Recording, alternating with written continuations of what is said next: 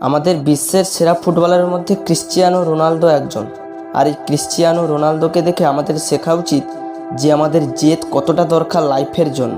হ্যাঁ বন্ধু, কারণ ক্রিশ্চিয়ানো রোনালদো একজন মালির ঘরে জন্ম নিয়েছিল এবং তার স্বপ্নও ছিল সে বিশ্বসেরা ফুটবল প্লেয়ার হবে, আর সে করেও দেখাতে পেরেছে।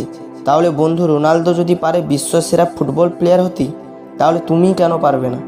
দেখো বস, রোনালদো পেরেছে তার জেদ আর তার কঠোর পরিশ্রমের জন্য।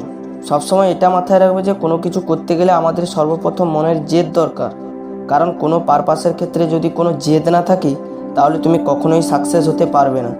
তাই বস, কাজের প্রতি এতটাই জেদ দাও যে তোমাকে দেখে সবাই ভাববে যে তুমি একটা পাগল ছেলে। আর যদি কেউ এরকম বলে তাহলে তুমি ভাববে যে তোমার কাজের প্রতি জেদ এসেছে, তুমি আস্তে আস্তে করে তোমার লক্ষ্যের পেছনে এগিয়ে যাচ্ছ। দেখো বন্ধু, ক্রিশ্চিয়ানো রোনালদো তার পারপাসে এতটাই জেদ দিয়েছিল যে তার ফুটবল খেললে তার হার্টবিট বেড়ে যেত এবং সে মারা যেতেও পারত। তবুও সে তার পারপাসে থেকে তার জেদ, তার ইচ্ছা সে কখনোই ছাড়েনি। তাই সে আজ সাকসেস হতে পেরেছে। তাহলে বস, তুমি যদি তোমার কাজের প্রতি সঠিকভাবে মনোযোগ দাও, তাহলে আমি বলছি আজ 2024 সাল, আজ তোমার কাছে টাকা, বাড়ি, গাড়ি কিছুই নেই। আর আজ থেকে 5 বছর পরে অর্থাৎ 2029 সালে তোমার কাছে কী থাকবে না? সব কিছুই থাকবে।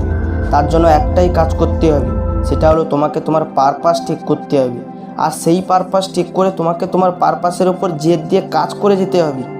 দেখবে বস, 2029 সালে তোমার কথা প্রতিটি ঘরে ঘরে আলোচনা করছে। তাই বস, তোমার কাজের প্রতি এতটাই জেদ দাও যে তোমাকে দেখে সবাই ভাববে যে তুমি পাগল। তাহলে ভাববে তুমি 2029 সালে সাকসেস হবেই।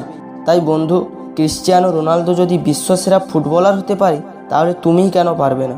তাই বন্ধু, আর বসে থেকো না, এখন থেকে শুরু করে ফেলো তুমি যেটা করতে চাও। আর তুমি যদি কোনো একটা প্রবলেমের জন্য তুমি সেই কাজ শুরুই করতে পারছো না, তাহলে আমাকে কমেন্টে জানাও, আমি চেষ্টা করব তোমার সেই প্রবলেম সলভ করার জন্য।